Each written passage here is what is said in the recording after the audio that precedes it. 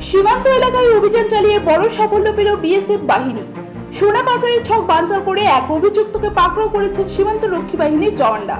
সূত্রের খবর, মোট 9টি সোনার বিস্কুট উদ্ধার করেছে বিএসএফ।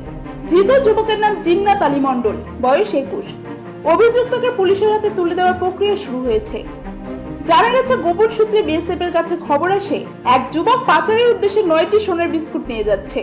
যার পরেই বিএসএফ এর 61 নম্বর ব্যাটালিয়নের হিলি বর্ডার আউটপোস্টের জওয়ানরা অভিযান চালিয়ে সন্দেহভাজন ওই যুবককে আটক করে।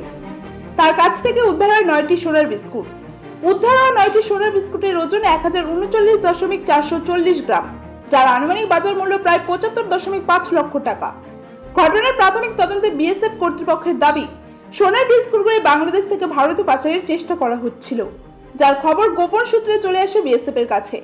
সীমান্তবর্তী দক্ষিণ দিনাজপুর জেলায় একাধিকবার সোনার বিস্কুট উদ্ধারের ঘটনা সামনে এসেছে, তবে অনেক ক্ষেত্রে পাচারকারীদের আটক করতে সক্ষম হয়নি বিএসএফ বাহিনী বলে অভিযোগ। দক্ষিণ দিনাজপুর থেকে সীমান্তের কথার বিশেষ প্রতিবেদন।